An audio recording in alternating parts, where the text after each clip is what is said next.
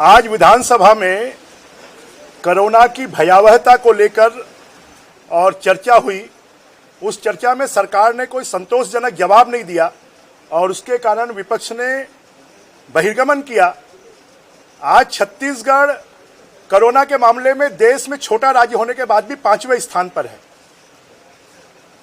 Positive confirm केसों में 12वें स्थान पर है, एक्टिव केसों में 5वें स्थान पर है, रिकवरी के मामले में 12वें स्थान पर है और मौत जो है वो 11वें नंबर पर है और टेस्टिंग में 20वां नंबर है।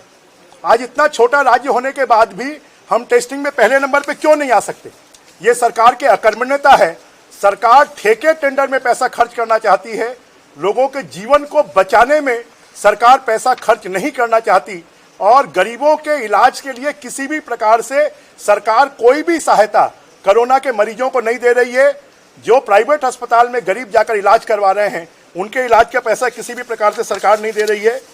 आज की स्थिति में छत्तीसगढ़ की इतनी बुरी स्थिति है कि देश की जो 5 राजधानियां हैं उन 5 राजधानियों में चंडीगढ़, रांची, श्रीनगर, भोपाल, पटना, भुवनेश्वर सबसे ज्यादा मौतें अगर कहीं हो रही है तो छत्तीसगढ़ की राजधानी रायपुर में हो रही है।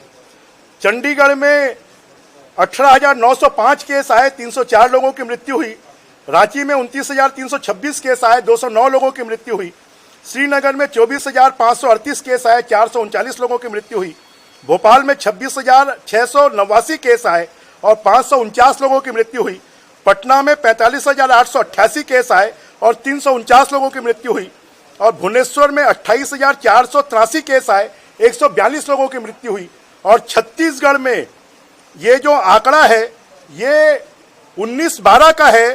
50,400 केस आए और 695 लोगों की मौत हुई। तो सबसे ज्यादा मौत हमारे कम आबादी होने के बाद भी छत्तीसगढ़ की राजधानी रायपुर में हो रही है और सरकार उसके बाद भी अपनी पीठ थपथपा रही है। अभी तो पूरा देश और भयभीत हो रहा है कि ब्रिटेन का वायरस आने वाला है और यह सरकार 31 दिसंबर के जलसे को मनाने का परमिशन देने वाली है।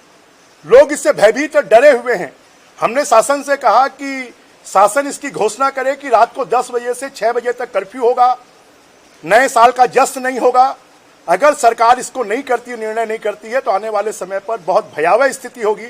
साथ में हमने कहा कि जो गरीब मरीज हैं उन गरीब मरीजों के इलाज का पूरा खर्चा शासन को उठाना चाहिए। मध्य प्रदेश की सरकार ने कल ही घोषणा की है कि गरीब मरीजों का पूरा खर्चा वो उठाएगी। छत्तीसगढ़ में हमने पूछा कि आयुष्मान योजना में कितने मरीजों का इलाज करवाया गया, स्मार्ट कार्ड में कितने मरीजों का इलाज करवाया गया, खूबचंद बघेल योजना में कितने मरीजों का इलाज करवाया गया। तो इनके पास में कोई आंकड़े नहीं है। इससे छत्तीसगढ़ सरकार ठेका टेंडर में पैसा खर्च करना चाहती है, कोरोना के इलाज में पैसा नहीं खर्च करना चाहती। सरकार के पास में कोई कार्य योजना नहीं है और इसी मुख्यमंत्री जी के उपस्थित होने के बाद भी कोई जवाब नहीं आया और इसको लेकर हमने कि कोरोना की भयावहता के बारे में सरकार गंभीर नहीं है, इसलिए हमने सदन का बहिर्गमन किया। अधिकारियों की उपस्थिति भी नहीं थी।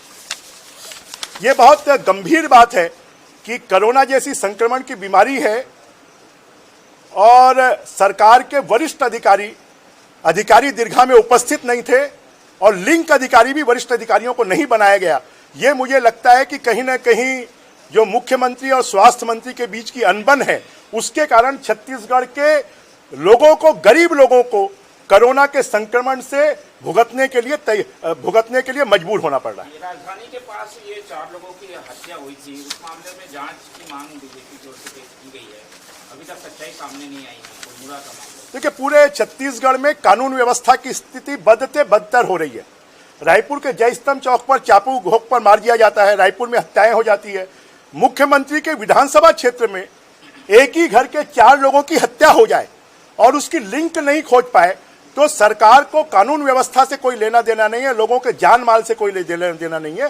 सरकार को खाली पैसा कमाने से लेना देना है। वो शराब से पैसा कमा रही है, वो रेत से पैसा कमा रही है, वो ड्रग्स से पैसा कमा रही है और वो अन्य गलत कामों से पैसा कमाने का काम कर रहे हैं। सरकार को जनता के जीवन से कोई लेना देना नहीं।